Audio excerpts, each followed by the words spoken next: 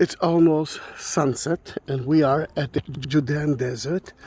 The valley that you see in front of us, or maybe just down there, it's the Kidron Valley that started at Jerusalem. It divided Jerusalem and Mount of Olives, and it ends to the left of you at the Dead Sea, the lowest place on earth. What you see in front of you is the monastery of Sabas. It's called Laura. Laura, it's a place of monks that decided to be together and to pray together.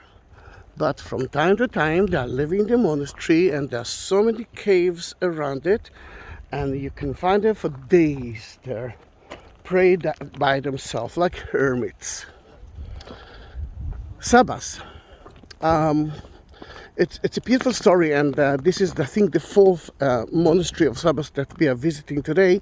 And on top of the video, somewhere there, here it is, you will see a link for the rest of the monastery's videos. But I'm trying not to fall today. Look at that, so steep. Sabas was born in 439 AD, which is the 5th century in Cappadocia, which is today at Turkey. He was born in a very high society Christian family, but he raised in a monastery.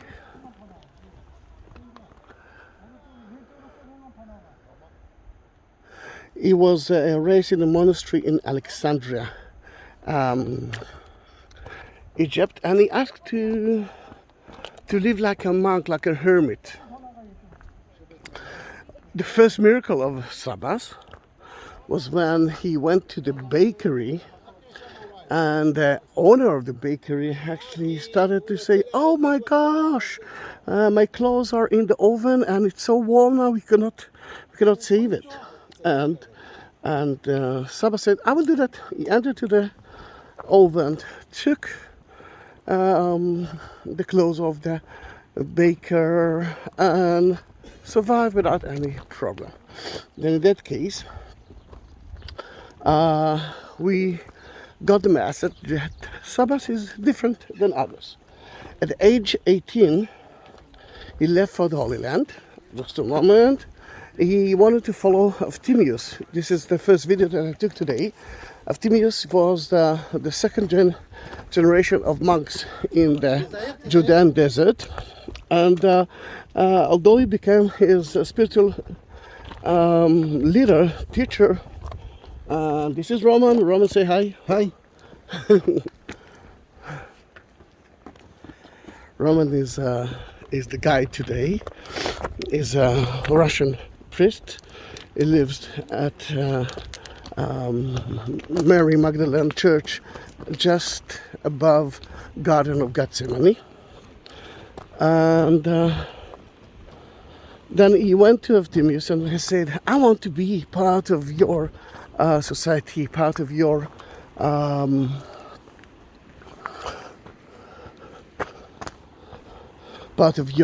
monastery." But Efthymius said, no, you're too young for that. Look at your beard. You have no beard. And look at my beard. And Efthymius had a long beard. At that time, people who had beard usually were monks. At the Roman time, at the 4th, 5th, and 6th century, people didn't used to have long beards. Then in that case, he realized that Sabas got no experience in it. He sent him to Konoibon monastery, which is kind of a school for guys that wants to become hermits, monks.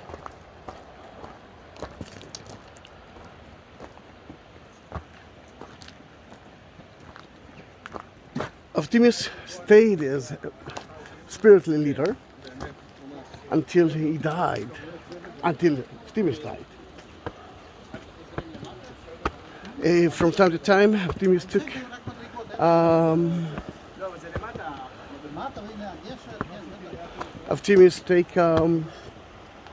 took Sabas for 40 days of treatment, at one of those solitary places, just for to meditate, to pray, and to fast, mostly before Pascha, Easter. You can hear the bells now. Yeah. Okay.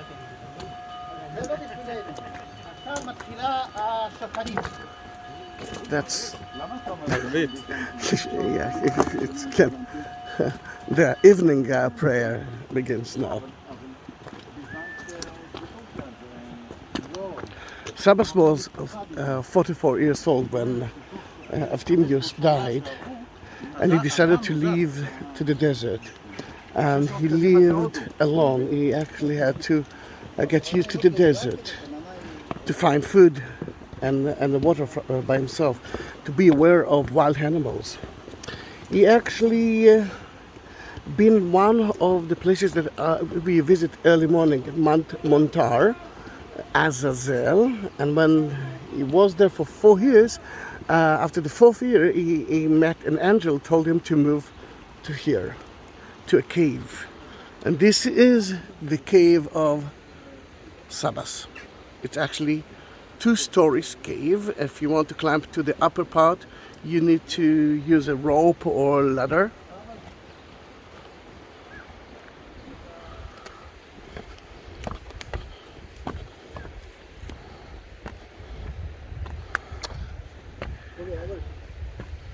Shukran.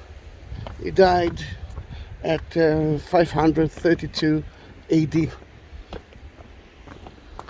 And 15 years later, Kyrillos visited that place. He saw that nothing happened to the body of Sabas. He actually stayed the same as the day that he died. And I must tell you, it's like as today. Sadly, we cannot enter to see it, but many years ago, I had the opportunity to visit it, and I saw the body of Saba, and we will actually St Sabas, and we will talk about it soon. The Crusaders, when they left Israel because of the Muslims, they decided to take the body of Sabas to Akko and then to Venice. And in 1964, when the Pope visited that area, he brought back the body of Sabas to here. The monastery, as you see like that, it wasn't like that at the time of Sabas. We're talking about few caves at that time, but slowly, as you can see, it was built and destroyed a few times. It been destroyed. Oh wow! Let's do that slowly now. Woo! We will talk about the monastery soon.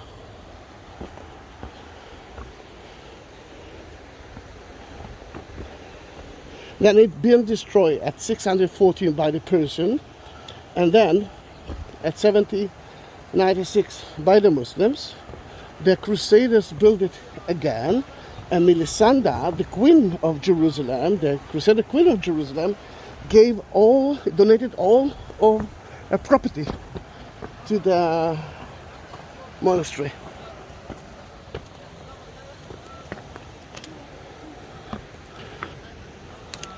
Now, rules.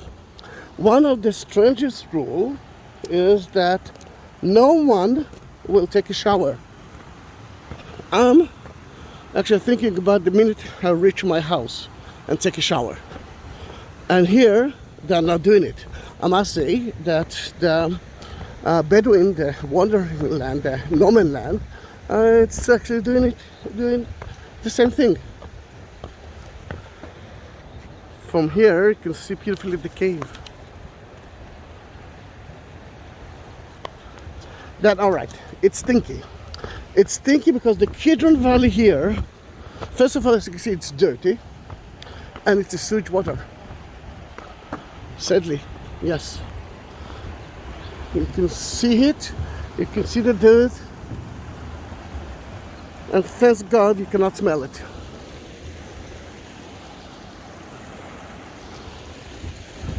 Alright, then there's no electricity, no running water, no telephone, no computers, no newspaper, no internet.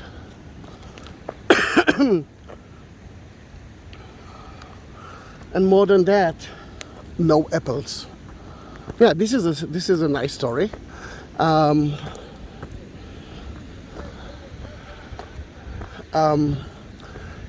Yeah, to bless the apples. Don't worry, you have to bless the apples, and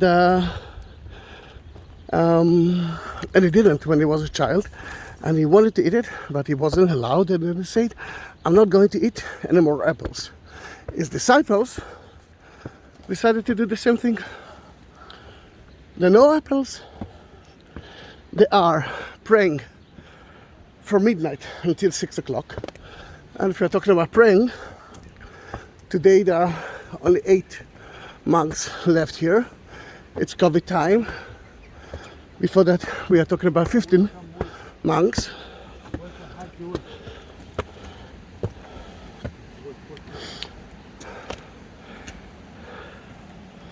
At 6 o'clock, they are drinking coffee and eating a piece of bread or cake.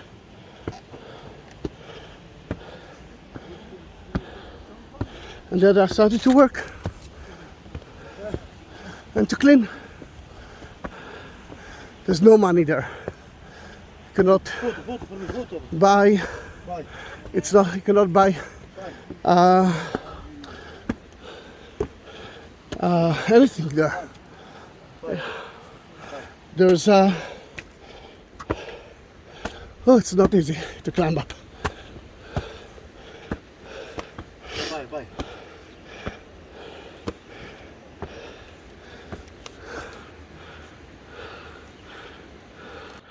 Oh, I cannot breathe. I can see here Mary, the Mother of God, church. Wow, it's beautiful, isn't it? There's a date tree that he planted, and according to what we believe is that barren women that cannot have children, they have to drink the holy water from the spring here, and I leave it with a date leaf. Oh gosh, that wasn't easy. Yeah, the chili. The chili. The women cannot go in. That's the women tower. If you saw the beginning of the video and you saw the monastery, that's the left one. And we are reaching the entrance. At 10:30 they will pray again, and then around now, which is 6 p.m., 1800 hours, they will go to pray and sleep, because at midnight they will wake them up, and it will be with the knuckles. You will hear the noise of the wood, toom, toom, toom, and then a lot of bells. Even if you want to sleep, you won't be able. Oh gosh.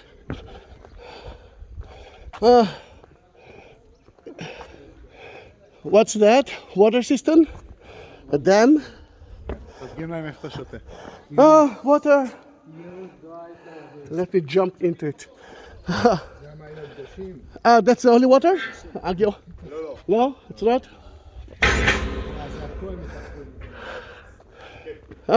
Welcome to the entrance. I'm not dead at all. I'm alive! If you like that video and you want to see more, don't forget to subscribe my channel. And if you want to say something, please do that. I will answer it. And at the description, you will find ways to meet me. To talk with me, and like professional Instagram and Facebook as well.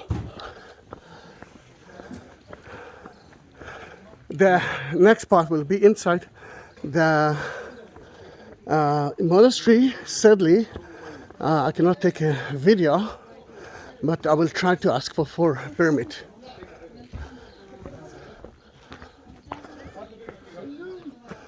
It's supposed to be closed now, but we do have a priest here as well.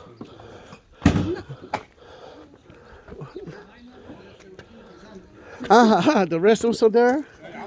Okay. Then see you. Bye bye.